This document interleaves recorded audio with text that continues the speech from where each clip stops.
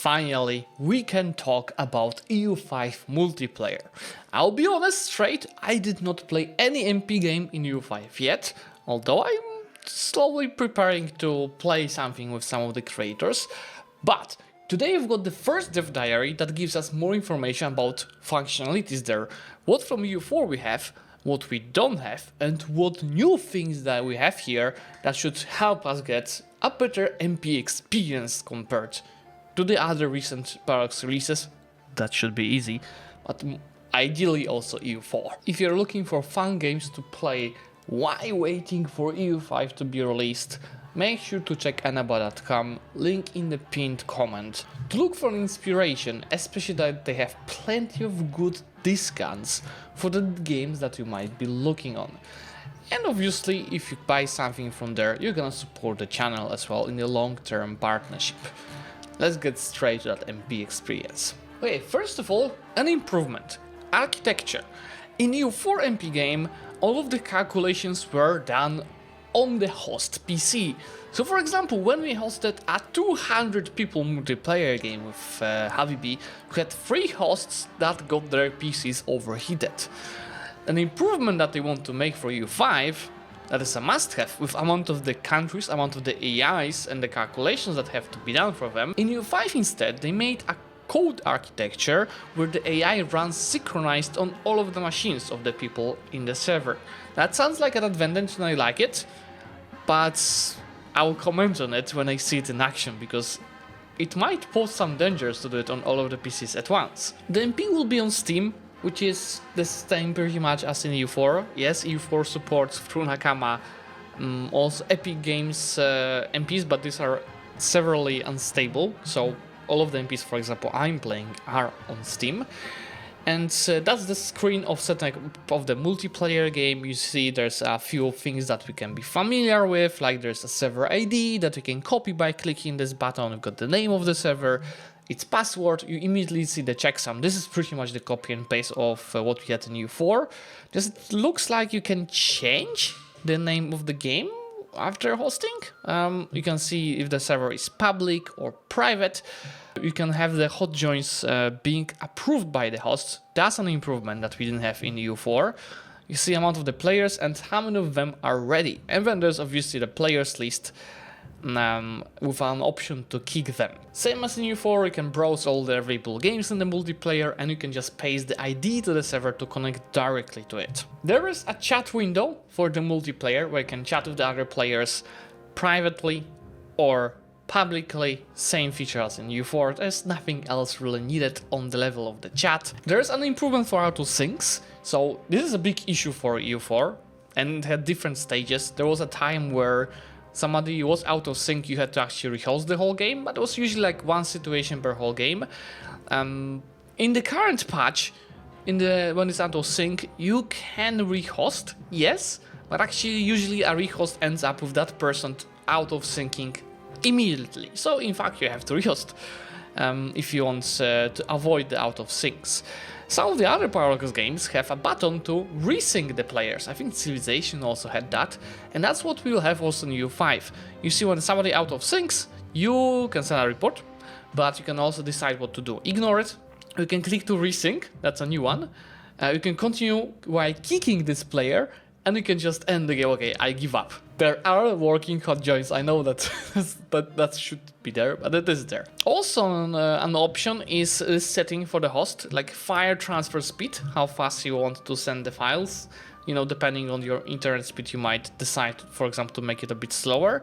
And you can also decide what's the maximum ticks lead. So how many ticks behind the player is before the game automatically pauses. In EU4, you couldn't customize it.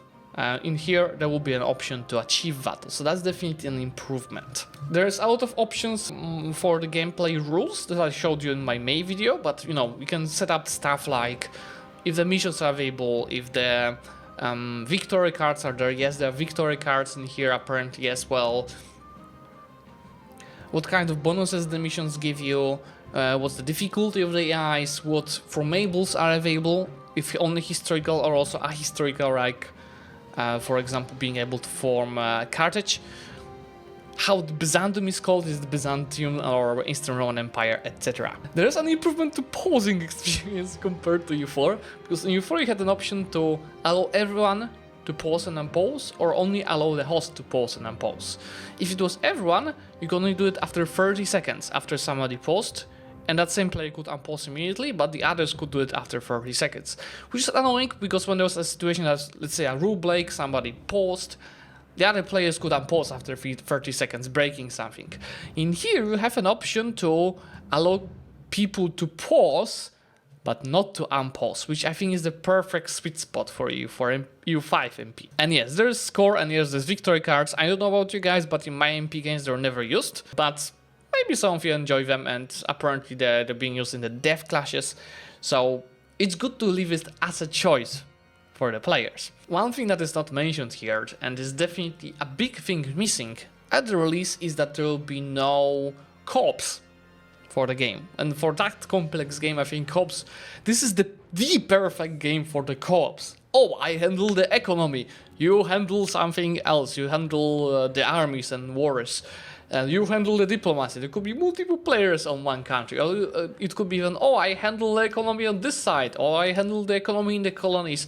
That's something that we should really have, and Johan said that that's a feature that I want to have that before I find you that comment. As he says here, not by release, it's not in the Germany architecture, I want it, so I suspect it's something for a free patch. So hopefully sooner than later it will be introduced. Somebody asked about map pings, can we get them? Well, first of all, there's no mini-map in EU5, so definitely not a mini-map ping, but how about a ping inside the map itself? How to impact the performance. We got a rudimentary map ping, but it can be improved. I'm really curious how it works, and I want to see it. Also, Johan saying one desync is one too many, so ideally they don't want any desyncs, but let's be honest, with that complexity of the game and with more amount of the people on the MP, I want to play MPs with at least 50 people or 60, probably there will be desyncs. I just hope not too many of them, at least in the worst case at the level of the current EU4. Building-based countries are playable in EU5 multiplayer. Is this a ping that's only visible to your allies? That will be very helpful in some MP games. Yes, allies only.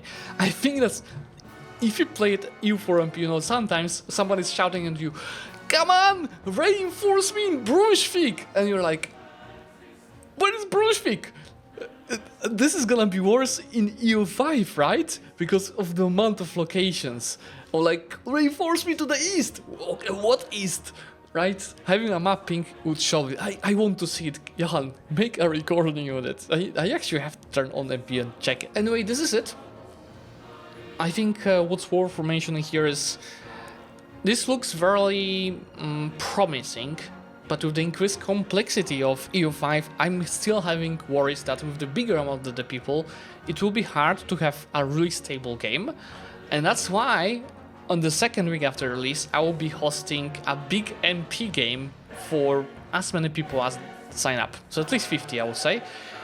If you want to join it, there's a link to Discord in the video description. You can go and join it. I'll be announcing that game probably a few weeks. Another thing is, I think early time EU5 MP is gonna be peak fun, because nobody knows the game well. Even me with 300 hours, I don't know the game as well as I know EU4. So everyone being noobs, you know, dying to AIs, dying to each other, trying to work together against AIs, it's gonna be fun.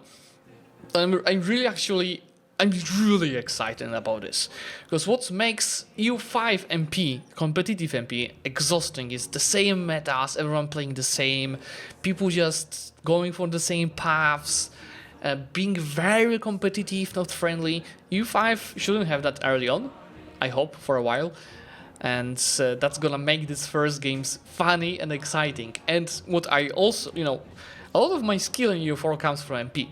Meaning that I could talk to other people, other players, to understand how this aspect of battle works, understand how to develop efficiently. All of this, like, not all, but a lot of this knowledge comes from MP games and discussing with other players. That's gonna be a great opportunity, so if you want to learn EU5 in week 2, register to that MP game. But yeah, guys, this is all for today. I actually already have recorded my Orisa AAR, I just need to edit it. So give me a few days and I'm gonna post it this week. to share my experience. I actually broke the game a bit with a specific strategy, so I will keep you posted on that. Thanks for watching, make sure to subscribe to get notified about that recent video. I'm gonna see you very soon.